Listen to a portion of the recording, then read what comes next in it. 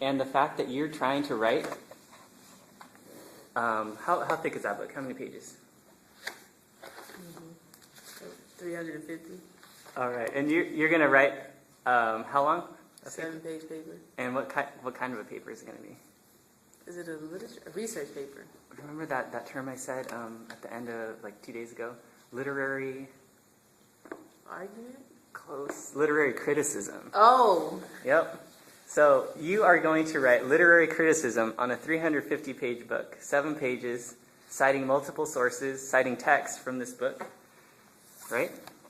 Texas pages that I got the information from. And you're going to go on to online databases, and you're going to search secondary sources, what others have already said about this, right? Mm-hmm. And you're going to incorporate them into your argument to see if it fits with it or challenges it, and then you'll have a dialogue there too. Cool. My question is, this book was transcribed as the work. Yeah, so it has an interesting history. They tried to get it published, but they couldn't because from today's lecture you could really tell it was recalcitrant or rebellious to the core, right? It was, well, and you'll see just how rebellious it was later on. Because right now we're just, 3-4 chapters into it? It's the iceberg. Yep. And the iceberg gets bigger and bigger. So, yeah, so it has it was basically shelved or kept in an attic for 60 plus years because it went unpublished because it was too rebellious for the times. Wow. So when the author died, there was not already typed? Yeah, there was I think it's a combination of typed transcript and, yeah, they were writing on top of the typed transcript. And then you have, decades go by, and then the editors get their hands on it. And, let's see, I forget both of their names. There we go.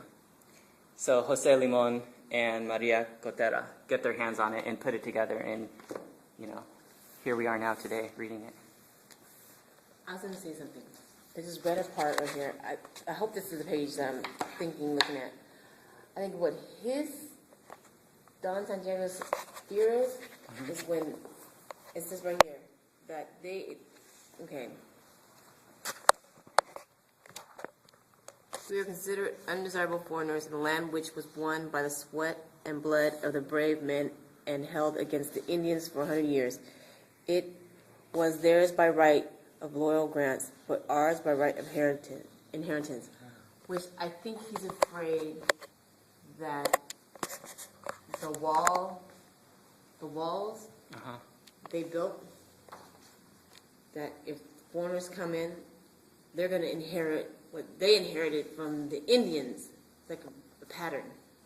Like the Indians, and then they inherit it, and then if the Americans come, then they're going to inherit what they have. Like he's trying to build his wall up and no, this is it. Yeah, and do you remember the passage where, because you're speaking about laying foundations, this is from 2 days ago, again, the last class. How are the Americans building walls? Do you remember that passage? Were they? Because this speaks to what you were doing. Yeah, there's I can't think of it right off the top of my head, but it's basically saying the Americans are building equally strong foundations. So they're building their haciendas, whatever metaphors that symbolizes. The Americans are coming in to what is now American land, I'm putting air quotes, and they're doing the same exact thing. They're building strong walls. And by walls we mean separation, division, borders, right? Segregation even. So it's happening on both sides. The Constitution, they are changing a lot of things for the immigrants. Something is not human, because the Mexicans and other people come to work, looking for work here, not for nothing. So you're talking about today, not 1848, right? Okay.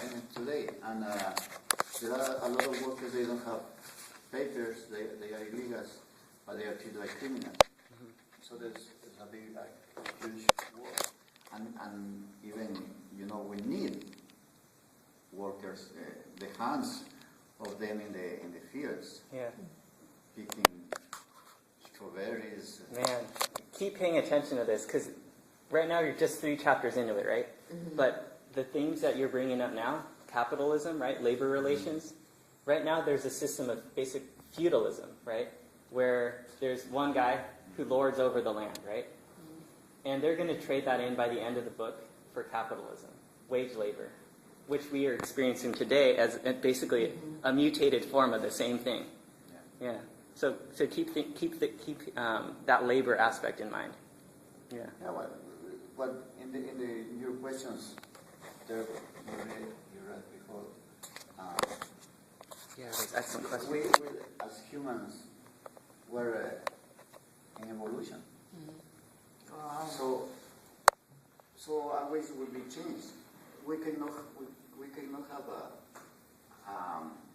a pure culture. Because it's already impure. Yeah.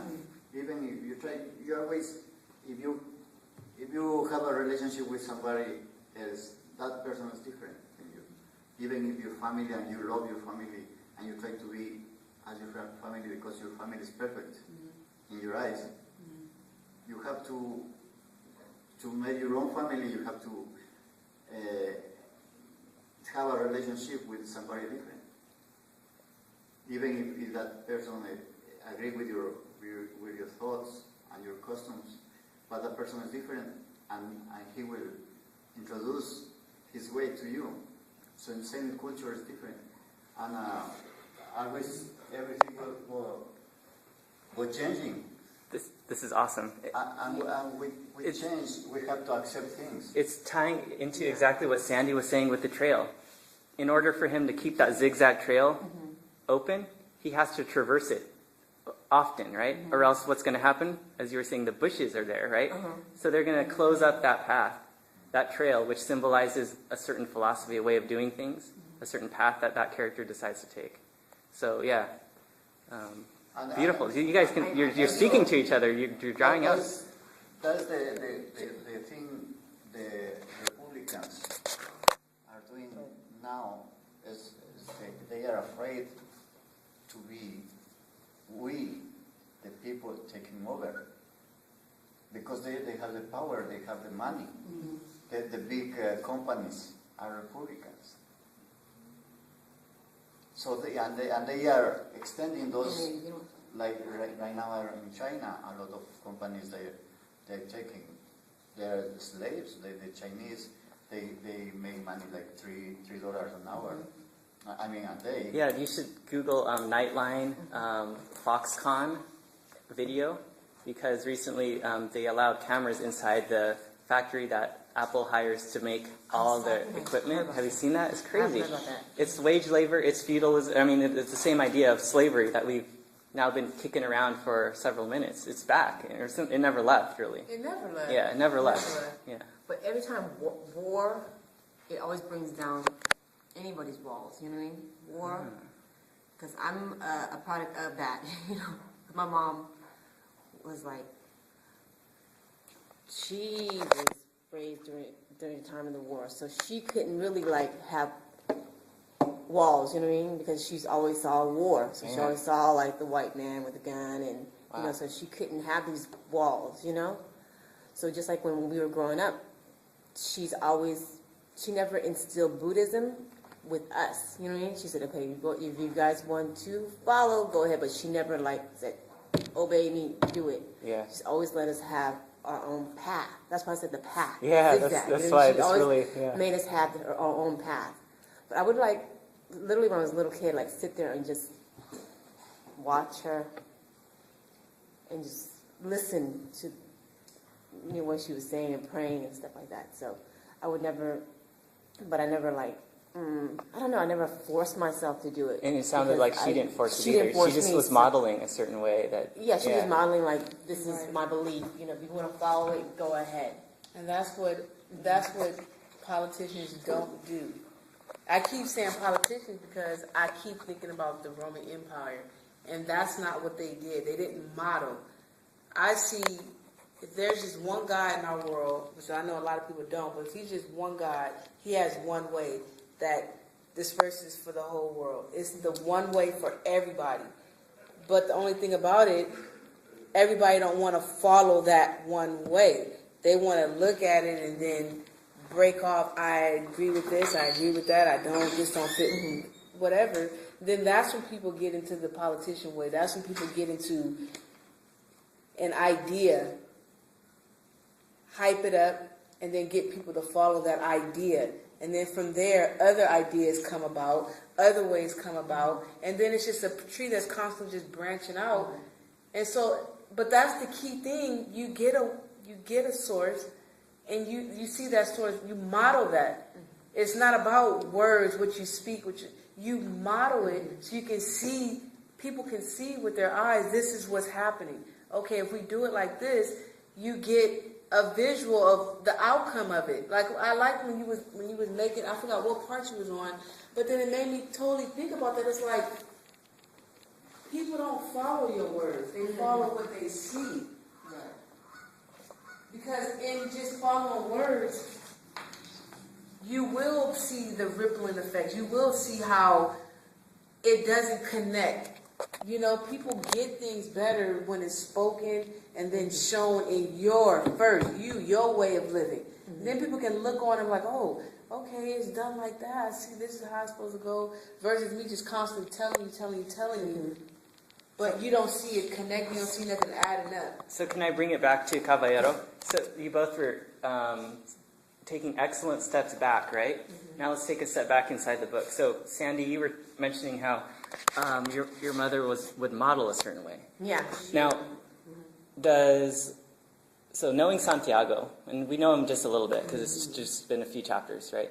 But knowing him, would he agree or disagree with the way your mom parented you? No. No. He would not. He would probably want me to like obey and do the ways that my mom did. Yeah. He wouldn't give you the freedom to follow your path, right? No, he would not. No. Excellent. All right, so maybe, as you can see, Friday before spring break, look at you guys. This is awesome. Yeah. Just beating me up my head, like why couldn't it be like why couldn't he have like a straight path, like the wall? Yeah. Why was it zigzagging? Excellent question. And those questions, that's how you unlock literature. Yeah. You're asking questions. Why this? Why that? Why this? Why that? Because everything to him was straight. His clothes were straight, nice and neat, pressed, and everything else. You know what I mean? No. Yeah. So although I wrote this up here, this is all Sandy, Andrea right here. Like a great pale snake, and what they were doing with it in the class. And this is Guillermo talking about the darkness, the surprise that snakes have, the fear. And how did we link this image of snake? What the heck does a great pale snake have to do with Santiago? Do you remember that? What does a great pale snake have to do with Santiago? Because the trail that he's blazing again and again is described very figuratively or metaphorically as being a great pale snake. And you guys beautifully... Yeah, not easily seen, like sneaky. Like when I thought of the pale snake, I thought about the white man coming into... Because the pale? Because the pale skin and they're snaking in and sneaking in.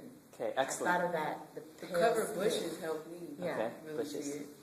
Okay, and then what was the other thing I was saying about if you take a step back and you just think of a snake. If I said, hey, Andrea, and we're out in the woods, there's a great pale snake by your leg. How do you feel? I'll be scared because I don't know where to look. You said pale was going to jump out for me. That means I can't really see it. So now I'm frantically looking like, where is this doggone thing at? So if you're scared because it's potentially dangerous, right? Yep. So the metaphor here is that this trail that Santiago's blazing, this path is a dangerous path. This philosophy is a dangerous philosophy. This way of living, of building walls, is a dangerous way of living. So that's the deeper message here.